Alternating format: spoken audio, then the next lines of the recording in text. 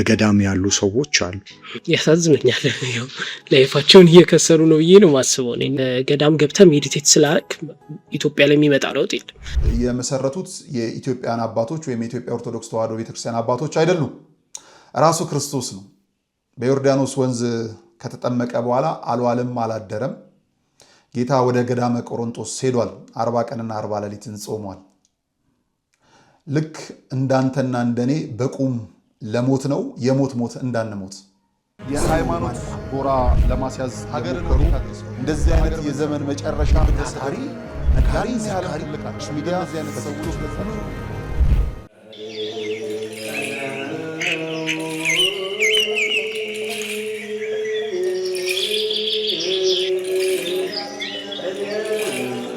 ሐዋርያት ጸጋ መንፈስ ቅዱስን ከተቀበሉ በኋላ ዓለምን ዕጣ ተጣጥለው ተከፋፍለው ዞሮ ከማስተማራቸው አስቀድመው የሥራቸው መጀመሪያ ጾምን አድርገዋል። እናም ለሥራችን መጀመሪያ ለሕይወታችን ጉዞ ጾምን አስቀድመን በገዳም ያሉ አባቶቻችንን በማስታወስ በመባ በስጦታችን ምጽዋታችንን እናስከትል።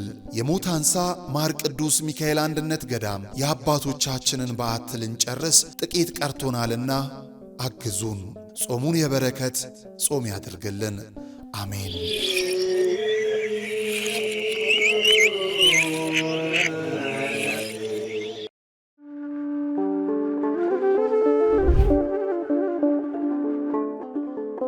በዘመን ብዛት እርጅና ተጫጭኖት በሰው ማጣት መቅደሱ ለፈረሰው ጣጃ አቧዌ የገብረ መንፈስ ቅዱስ ማን ነው ቀድሞ የሚደርሰው?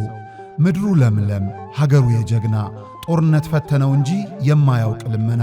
ዛሬ ግን አዛውንቶቹ ጉልበት ከርቷቸው ወጣቶቹ ግራ ገብቷቸው የአቡዬ ቤተ መቅደስ ሊፈርስ ተቃርቧልና ስለ አቡዬ ብላችሁ የጻድቁን ቤተ መቅደስ እንገንባ።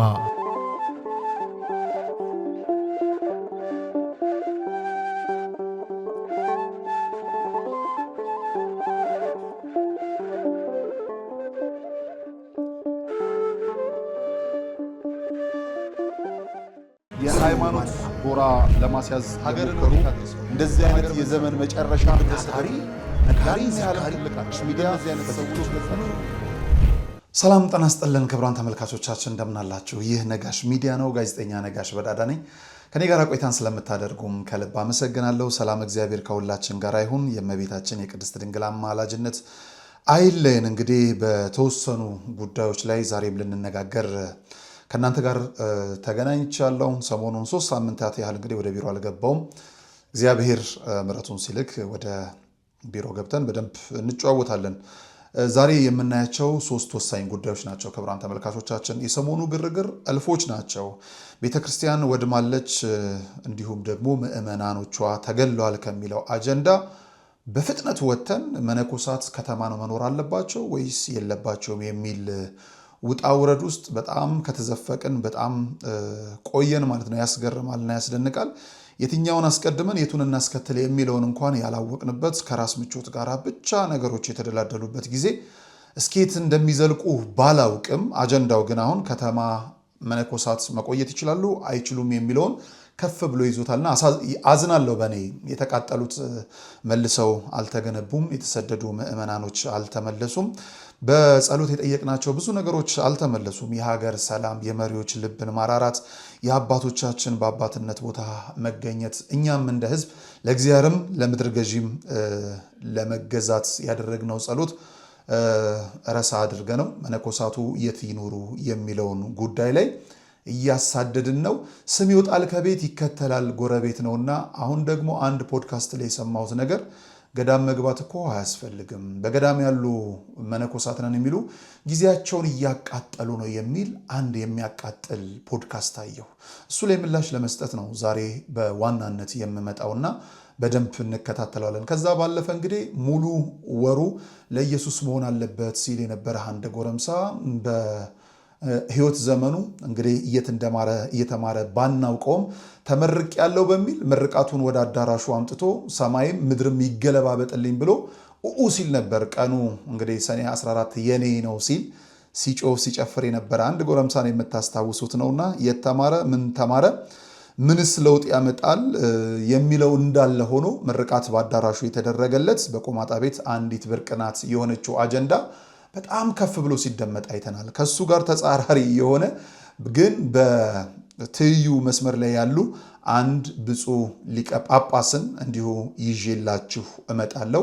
እሱንም እንሰማለን። ከዛ ባለፈ ልጅ የሌላችሁ በተለይ ልጅ የሌላችሁ በጣም በሚያስገርም በሚያስደንቅ መልኩ ብለው እንግዲህ ብዙዎች የሚጮሁበት ጉዳይ በተለያዩ ቤተ እምነቶችም የሕክምና ቦታዎችም ሄደው የሚጠይቁት ነገር እባክህ የጋብቻዬን ፍሬ አሳየኝ፣ የአብራኬን ክፋይ አሳየኝ፣ ልጅ አስታቅፈኝ ነው ብዙዎቻችን የምንጸልየው። እንግዲህ የፊታችን ሰኔ 21 የምትነግሰዋ ሰኔ 20 ከዚህ ጉዞ የምናደርግባት በጉራጌ ዞን በስልጤ ዞን የምትገኘው ቂልጦ ማርያም በጣም በሚያስገርም በሚያስደንቅ መልኩ ያደረገችውን ታምር ዘማሪት ብርሃኔ የዛሬ ዓመት ልታገለግል ሄዳ በዓመቱ ልጅ ታቅፋለች። እሱን አስመለከታችኋለሁ። ሰላም እግዚአብሔር ከሁላችን ጋር ይሁን። ሼር አድርጉት ባካችሁ፣ አገልግሎታችን ለሌሎች እንዲዳረስ። ከመልእክቶች በኋላ እነዚህን ጉዳዮች በዋናነት ይዤ እመጣለሁ። አብራችሁኝ ነው። የሃይማኖት ጎራ ለማስያዝ ሀገር ነው። እንደዚህ አይነት የዘመን መጨረሻ ታታሪ ነጋሪ ሲያልቃች ሚዲያ ዚያነት ሰዎች በዚህም እግዚአብሔር አለ። አይገርምም? ሁሉ የሱ ስፍራ ነው። አሁን የምንገኘው በጅማ ሀገረ ስብከት ጎማ ወረዳ ሊሙ ደብረ ሰላም መድኃኔዓለም ነው። መምህር አድነው ያፈረሱት ቤተ ክርስቲያን ለአገልግሎት ቢመጡ አገልግሎቱን የሚመጥን አይደለም ህንፃ ቤተ ክርስቲያኑ። መድኃኔዓለም በዚህ አይከብርምና ለእርሱ የሚገባውን ክብር ሰጥተን ቤተ ክርስቲያኑን እናንጽና ግድ የለም የነበረውን እናፍረሳሉ። ማንን በማመን? መድኃኔዓለምን። ከዛስ የተዋህዶ ልጆችን በመተማመን በጣም ስቅቅ የሚያደርገን ቅድም እንደተባለኛ ደሳሳም ይሁን ምን በሞቀ ቤታችን እናድራለን። እናታችን አባታችን ውጭ በብርድ እያደሩ ነው። እነዚህም ቤተ ክርስቲያን ስቅቅ የሚያደርገን እንሰራለን ብለን አፈረስን። አባቶች በሰጡት ይዞት የነበረ የተሰራ መሬት በአይጥ በምስጥ በምናምን ፈራረሰው ወደቀ። የተሻለ እናደርጋለን ስንል ያው የአቅም ውስንነት የዚህ ያለው የኑሮ ውድነት ስላገደን አሁንም እኛ በጣም ውስጣችን የሚበላን አሁን በጣም አቅማችን በማነሱ እገዛ እንፈልጋለን። ጊዜው 1969 ነው። የሚባርከን ታቦት ያስፈልጋል ብለው በክርስትና የበረቱ የተዋህዶ ልጆች ህብረት ፈጥረው የሊሙ ሻይ ደብረ ሰላም መድኃኔዓለም ቤተ ክርስቲያንን ተከሉ። እነሆ በአገልግሎት ብዛት መሰረቱ ፈርሶ ጉልላቱ እንዲህ ወድቋል። ውሃ መሰረታዊ ነገር ነው። የአብነት ትምህርት ደግሞ ለቤተ ክርስቲያን መሰረታዊ ነገር ነው። ትክክል ነውና አሁን እነዚህ ልጆች እስካሁንም የተማሩትም አሁንም ያሉትን የሚያድሩበት የምታዩት ነው። መቃብር ቤት ነው የሚያድሩት። ያው አወራ ነው ገብታችሁ ብታዩት ምንም ጥርጥር የለውም። ይሄንን አወራ ነው። እዚያ ነው የሚማሩት። የሚያድሩበት አፈር ነው። ቢያንስ እንኳን መጠለያ አሁን ማታ ማታ እንደምታዩት በዚህ ዝናብ ይመጣል፣ ውሽንፍር ነው የሚመታቸው። ቁጭ ብሎ የሚማሩበትን ትምህርት ቤት ቢሰራ እጅግ የተሻለ ነገር ነው። የተዋህዶ ልጆች በውጪም በውስጥም ያላችሁ ይህ ደብር ታላቅ የበረከት ስፍራ ነው። እመኑኝ፣ የሰራችሁት ይባረካል፣ የጠየቃችሁት ይመለሳል። የቦታው ተአምር በሰው ልጆች እጅ ሥራ አጥር የለውም። ባለቤቱ ግን በተፈጥሮ ጫካ ዙሪያውን አጥሮ ቤቱን ይጠብቃል። ቤቱ ደግሞ ፈርሶ የኛን በረከት ይጠባበቃል። የለመነው እንዲመለስ የጠፋብን እንዲገኝ ለመድኃኔዓለም እንስጥ። የሃይማኖት ጎራ ለማስያዝ ሀገር ነው። እንደዚህ አይነት የዘመን መጨረሻ ታታሪ ነጋሪ ሲያልቃች ሚዲያ ዚያነት ሰዎች ክቡራን ተመልካቾቻችን እንግዲህ ተመልሰን ተገናኝተናል። ከብስራት ዜና ነው የሚጀምረው። በጣም በሚያስገርምና በሚያስደንቅ መልኩ እንግዲህ የፊታችን ሰኔ 21 የምትነግስ እናት አለች፣ የምትከብር እናት አለች። ዓመታዊ በዓሏን እንደዚሁ እናከብራለን። ቂልጦ ማርያም ናት። ቂልጦ ማርያም እንግዲህ በጣም የምታስገርም የምታስደንቅ የብዙዎች መጽናኛ የሆነች ገዳም ናት። ለምንድነው ይሄ የሆነው ተብለን ካሰብን ደግሞ አንድም ተወላጅ የሌላት ግን ብዙዎችን የምትሰማ ለጸሎት ሄደው ጸሎታቸው ምላሽ ዓመት ሳይደርስ የሚሰማላቸው ምንድነው? በሃዲያና ስልጤ ሀገረ ስብከት በምስራቅ አዘርነት በርበሬ ወረዳ የምትገኝ የፍኖተ ሎዛ ቂልጦ ቅድስተ ማርያም ገዳም የብዙዎች ምላሽ ሆናለች። ልጅ ለሌላቸው ልጅ፣ ስራ ለሌላቸው ስራ፣ ሰላም ላጡ ሰላም።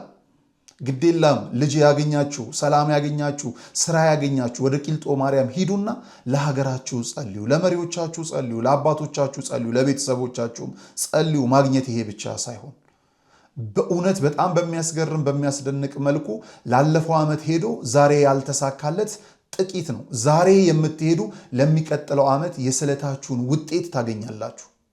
ልጅ የሌላቸው ልጅ ታቅፈዋል። ትዳር የሌላቸው ትዳር አግኝተዋል። ስራ የሌላቸው ስራ ተሰጥቷቸዋል። ይህቺ እናት የምታስገርም የምታስደንቅ ናት።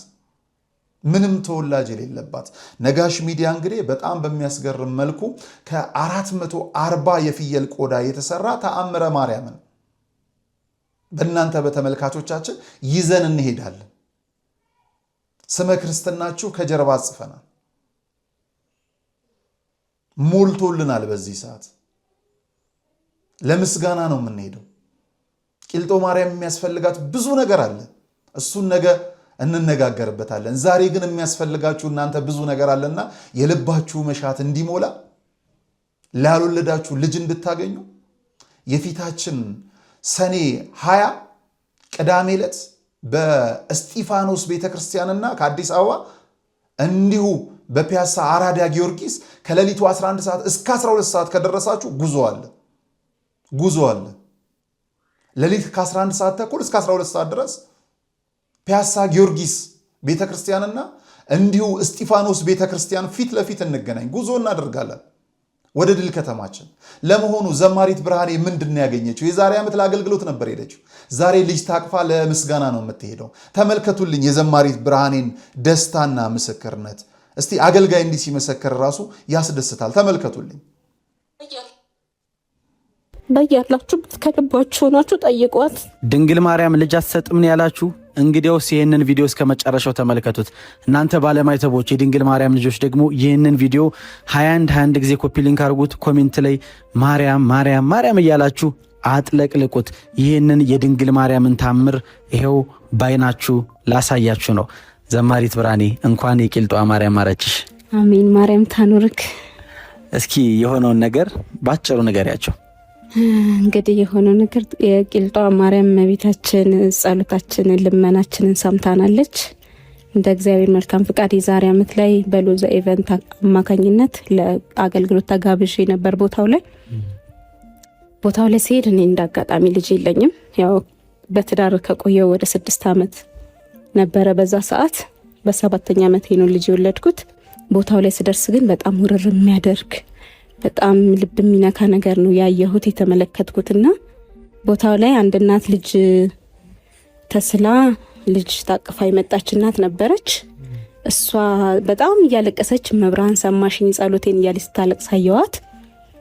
እመቤቴ እኔንም እንድትሰማኝ እሷን አንቺን የሰማች እናት እኔንም ተስማኝ ብዬ ለኔም ለወንድሜ ለባለቤቴ የወንድም ሚስት ተሳልኩኝ። ስለቴም በሰዓቱ ታላቄ ስለሆነች እኔም እሷም ልጅ እንዲኖረን እፈልጋለሁ፣ ግን እንድትቀድመኝ ሁሌ እፈልግ ነበረ። በቃ የራሴ ፍላጎት ነው እሱና መቼ እንደምትሰጠኝ ባላቅም ይዘገይ ይሆናል። እግዚአብሔር ለሁሉ ምክንያት ስላለው ቦታው ላይ ግን የነገርኳት እንደምትሰጭኝ አውቃለሁ። መቼ እንደምትሰጭኝ አላቅም፣ እንደምትሰጭኝ አውቃለሁ። ግን ስትሰጭኝ ለአንድ ቀን እሷን አስቀድሚያት ብያት ነግሬያት ነበረ። ሰኔ ላይ እንደዛ ብዬ ነገርኳት። ሐምሌ ላይ እሷን አሟት ሐኪም ቤት ስትሄድ ነፍሰ ጡር ነሽ ተባለች። እሷ ሐኪም ቤት በሄደች በሳምንቱ እኔ ነፍሰ ጡር ነሽ ተባልኩኝ እና የሳምንት ልዩነት ነው ስንሰማ እንኳን እርግዝናችንን እና እኔ የካቲት 1 የእመቤታችን ቀን ወለድኩኝ። በጣም የሚያስገርም ምስክርነት፣ የሚያስደስት ምስክርነት። ስለዚህ ሌሎቻችሁም ለምስክርነት ያብቃችሁ። እማምላክ ወላዲተ አምላክ የናንተንም ልቦና የናንተንም ችግር የናንተንም ልመና ትመልከትላችሁ፣ ትስማችሁ። ለዚች እናት ወደር የለኝም። እስቲ አባታችን እንዲህ ይቀኙላታል። እሱን ሰምተን እንመለስ።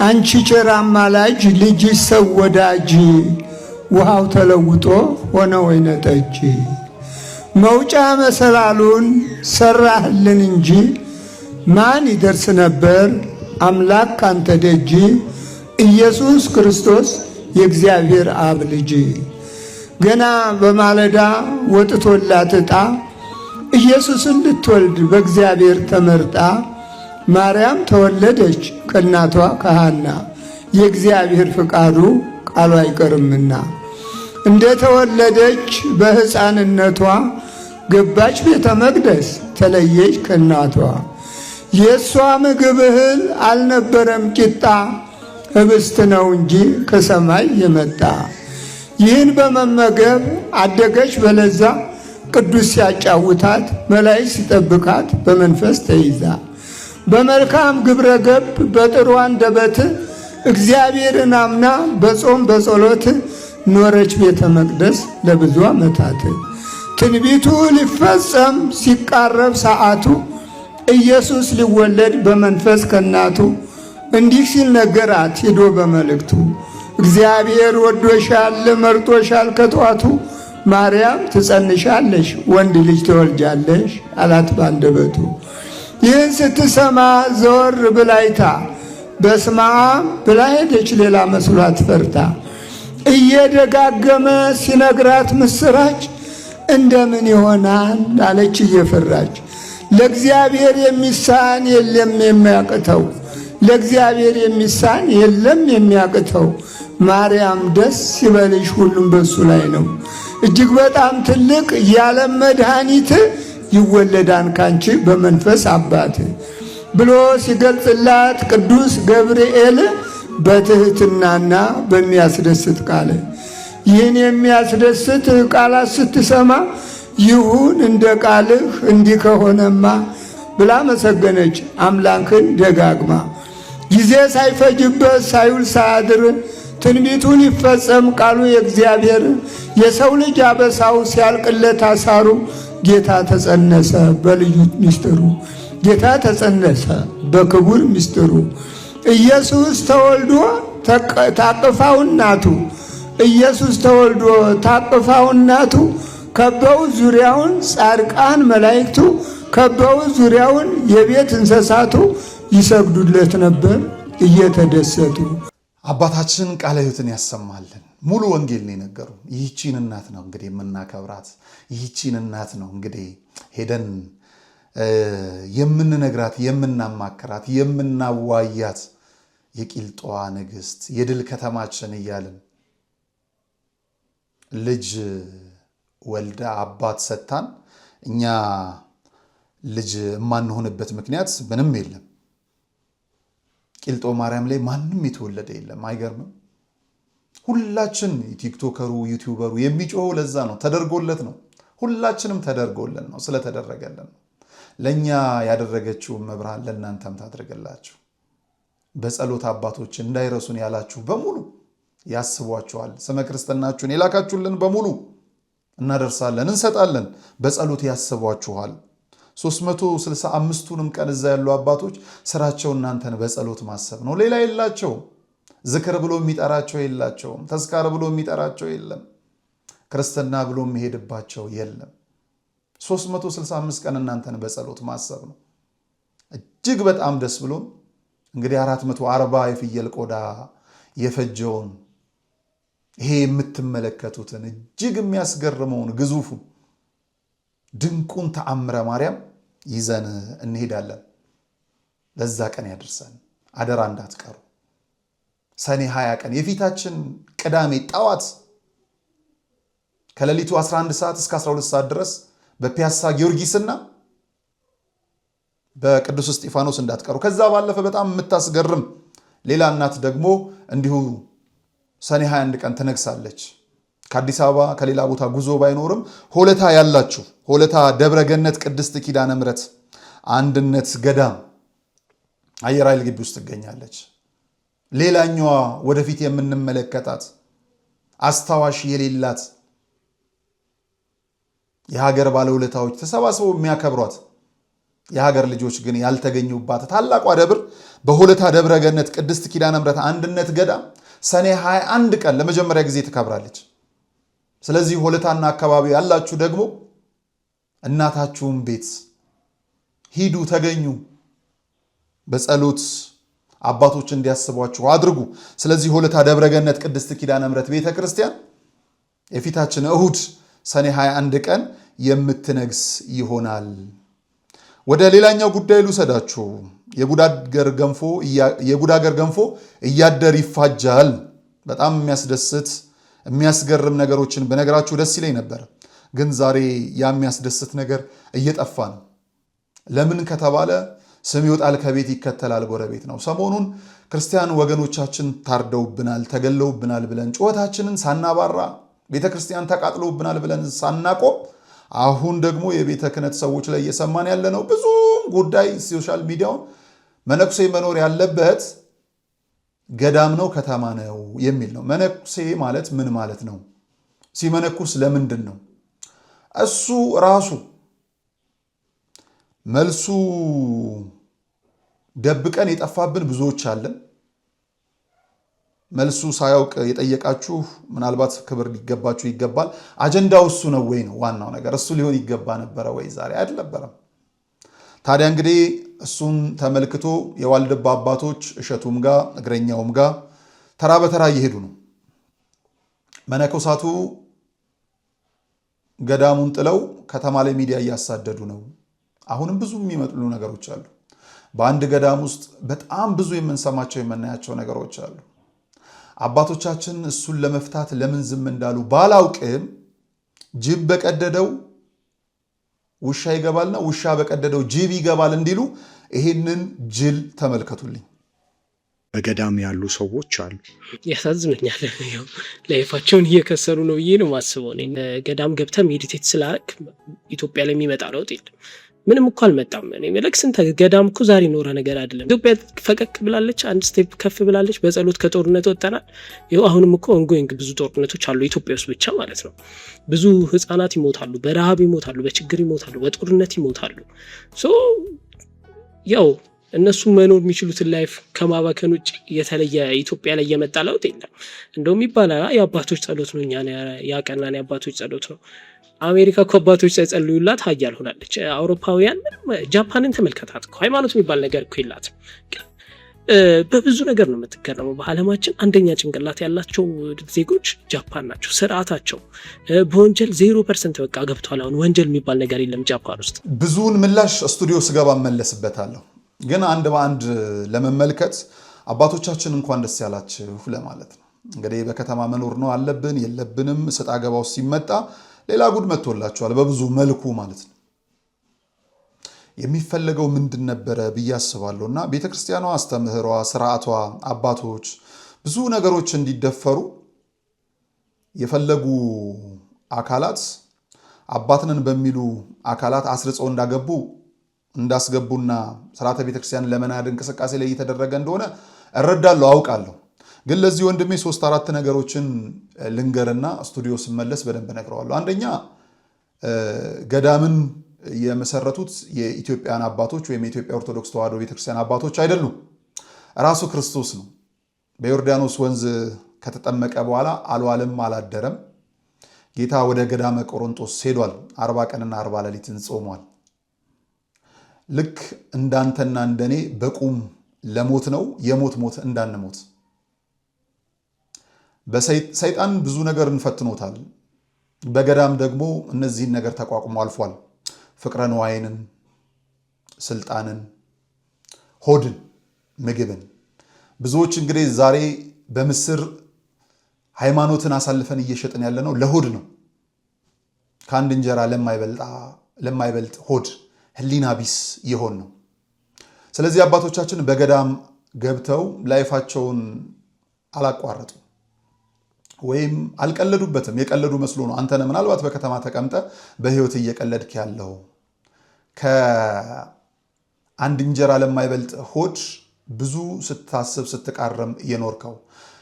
አባቶቻችን ጸሎታቸው ለምድሩ አይደለም፣ ምድሩንማ በፈቃዳቸው እኮ ጥለውት ወጥተዋል። ዶክተር ከነበሩ የሕክምና ጋውናቸውን አውልቀው፣ ሾፌር ከነበሩ ቁልፋቸውን አስረክበው፣ ባለሀብት ከሆኑ ሀብታቸውን ሸጠው የምድሩን ሀብት ንቀው የሰማያዊውን ሀብት ኑፋቂ ነው የገቡት፣ ናፍቀው ነው የገቡት። አልከሰሩም። የኔ አባት በምንም ተአምር አልከሰሩም። ላይፋቸው አልጠፋም። ተመልሰው ወደ ልጅነት አልሄዱም። ያውቁታል። በደንብ እንመለስበታለን። አሜሪካ አባቶች አልጸለዩላትም፣ ሀያል ሆናለች። በምን? በግብረ ሰዶም፣ በማዕት። ይህቺ ሀገር ማዕት ያላያት በምን ይሆን? አዎ ሰው ተዘቅዝቆ ተገሎባታል። አዎ ሰው ታርዶባታል። አዎ ደም ፈሶባታል። አዎ ብዙ ነገር ሆኖባታል። መጽሐፍ ቅዱስን መለስ ብለህ አንብበዋል። ሁሉን ነገር እግዚአብሔር ሲያሳልፈው ደግሞ አሳይቶናል። ያልተደረገ ነገር አለ መጽሐፍ ቅዱስ ላይ? ስለ ጸለይክ ማለት ችግር አያገኝህም ማለት አይደለም፣ ታልፋለህ ማለት ነው። ወዳጄ አትሾድ። ይሄ ኮንትራት ዓለም ነው። 70 እና 80 ዓመት ነው የምትኖርበት። የሚበዛውን የፍርድ ዘመን በላይ ነው የምታመጣው። ክርስቶስን መፈታተን ነው። ክርስቶስ ላይፉን አበላሽቶት ይሆን ገዳመ ቆሮንጦስ ሲገባ? ማለት ተራ መጽሐፍ ቅዱሳዊ ምናምን ነገሮችን አባቶችን አምጥቶ ለአንተ ማስተንተኑ ባይገባም እንዲህ አይነት ልምምዶችና ጅምሮች አባቶቻችን መነኮሳት ቦታችሁን ብታውቁ እንዲህ አይነት ማዕታች እንዳይመጡብን በጸሎት በከለላችሁን ባሳለፋችሁን ነበር። እንዲህ አይነት ልምምዶችስ የመጡት ለምንድን ነው? በአዳም ልኮን የሚከተሉ እኮ ህዝቦች አሁንም ብዙ ናቸው። እነሱን አይሰብኩም። ክርስቶስን እሰብካለሁ የምትለውን ይህችኑ ቤተ ክርስቲያን ነው ለማጥላላት የሚመጡት። የዚችኑ ቤተ ክርስቲያን አባቶች ነው ለመናገር የሚደፍሩት። የዚችኑ ቤተ ክርስቲያን ስርዓት ነው ለመተቸት የሚደፍሩት። አፋቸውን የሚፈቱት በአዋቂዋ ቤተ ክርስቲያን ነው ታዋቂ ለመሆን የሚመጡት እንጂ ወንጌል የሚሰበክበት ሰው ጠፍቶ አይደለም። በጣም በሚያስገርም መልኩ እመለስበታለሁ። እንዲህ አይነት ልጆችን እያፈራን ስለሆነ ማዝናለሁ። የአባቶቻችንን ጸሎት መለስ ብለህ ተመልከት። ታቦት አዝምታ ጦር የመከተች ንጉሥ አንግሳ ካህን ያደረገች ሕዝብ አጥምቃ ወንጌል ያስተማረች ናት ይቺ ቤተክርስቲያን። ግድ የለም አተነካኳት፣ ግድ የለም። የበዛውን ስቱዲዮ እንገናኛለን። ወደ ሌላኛው ጉዳያችን እናምራ። የነዚህ አባቶች ከሳምንት በፊት ምናልባት ተመረቅ ያለው ብለው ሲጮሁ ነበረ። ልክ የቅድሙ ልጅ አባቶች ቤተክርስቲያን ስትፈርሳየው ምናምን የሚሉና ምርቃቴ ነው ቀኔ የኔ ነው ብለው ቀን ወስደዋል። እሱንም ሰኔ 14 የኔ ነው ብለው ባለፈው ነግረዋል። እኛን ግን ምን ይሉናል? ወሩ ሙሉ ለኢየሱስ ነው ይሉናል። እና ተመረቅን ብለው ሲሉ ነበር። ምን እንደተማሩ ማን እንደመረቃቸው ባናውቅም ማለት ነው። እና ምን ገጠመኝ መሰላችሁ? ባለፈው ሳምንት በዚሁ የብፁዕ አቡነ ፊልጶስ ቅድስት ሥላሴ ዩኒቨርሲቲ ፕሬዚዳንትና የደቡብ ኦሞና አሪዞኖች ሀገረ ስብከት ሊቀ ጳጳስ ከአሜሪካ ከሚገኘው ሊበርቲ ዩኒቨርሲቲ በኤዱኬሽናል ሊደርሺፕ እንደዚሁ በከፍተኛ ማዕረግ የዶክትሬት ዲግሪያቸውን አጠናቀው የምርቃት ጋውናቸውን ደፍተው ሰዎች ፌስቡክ ላይ ለቀው አየሁና እንኳን ደስ ያሉት ብፁዕ አባታችን ለማለት ስልካቸውን ስፈልግ አልነበረኝም። ወደ አንድ ሊቀ ጳጳስ ደወልኩኝ። ብፁዕ አባታችን ቡራኬው ይድረሰኝ አልኩ። ምን ፈለክ ልጄ አሉኝ። አይ ብፁዕ አባታችንን እንኳን ደስ ያላችሁ ለማለት ፈልግ ነበረ ብፁዕነታቸውን ስልካቸውን ለማግኘት ነውና ምን ተፈጠረ አሉኝ። አይ ከእንዲህ ዩኒቨርሲቲ ዶክትሬታቸውን አግኝተዋል እና እንኳን ደስ ያላችሁ ለማለት ነው አልኩ። እና ምን ይጠበስ አሉኝ። ምን የሚያስገርም ነው ወይ? እኚህ አባት ለብፁዕ አባታችን ብፁዕ አቡነ ፊልጶስ በጣም ቅርብ ወዳጅ ናቸው። ልጅ ያሉኝ አቤት። እንደው ገፍቶ ሲመጣ በእናንተ መልኩ ፎቶ ይወጣል እንጂ በእኛ በኩል እኮ ባናወጣው አባቶች እንድንሆን የተፈቀደው ከልጆች መቅደም ነው። ይሄ ብዙ የሚያስገርም አይደለም። የብፁዕነታቸው ተግባር የሚያስደንቅ ቢሆንም በአደባባይ ላይ አውጥተው እንኳን ደስ ያለ የምትለው አይደለም።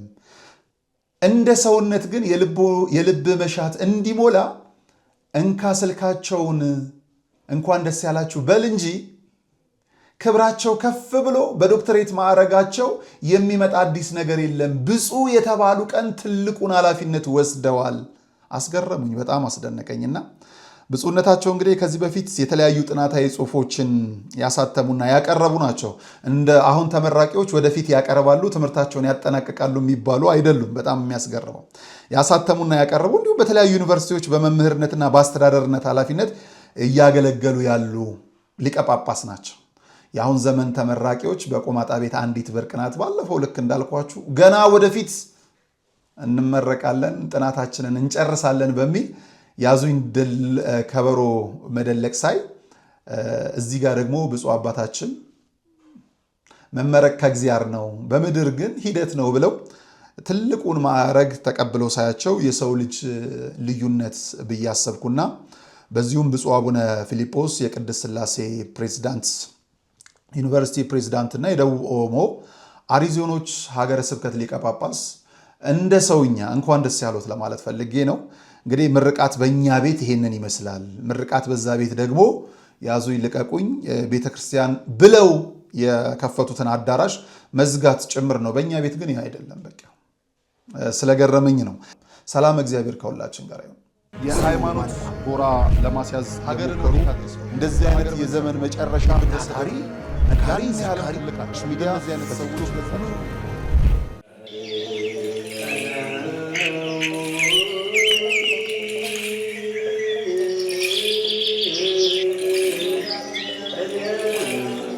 ሐዋርያት ጸጋ መንፈስ ቅዱስን ከተቀበሉ በኋላ ዓለምን ዕጣ ተጣጥለው ተከፋፍለው ዞረው ከማስተማራቸው አስቀድመው የሥራቸው መጀመሪያ ጾምን አድርገዋል። እናም ለሥራችን መጀመሪያ ለሕይወታችን ጉዞ ጾምን አስቀድመን በገዳም ያሉ አባቶቻችንን በማስታወስ በመባ በስጦታችን ምጽዋታችንን እናስከትል። የሞታንሳ ማር ቅዱስ ሚካኤል አንድነት ገዳም የአባቶቻችንን በዓት ልንጨርስ ጥቂት ቀርቶናልና አግዙን። ጾሙን የበረከት ጾም ያድርግልን። አሜን።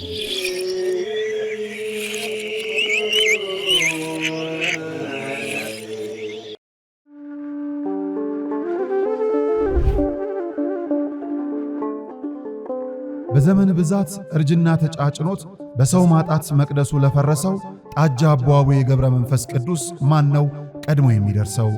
ምድሩ ለምለም ሀገሩ የጀግና ጦርነት ፈተነው እንጂ የማያውቅ ልመና። ዛሬ ግን አዛውንቶቹ ጉልበት ከርቷቸው፣ ወጣቶቹ ግራ ገብቷቸው የአቡዬ ቤተ መቅደስ ሊፈርስ ተቃርቧልና ስለ አቡዬ ብላችሁ የጻድቁን ቤተ መቅደስ እንገንባ።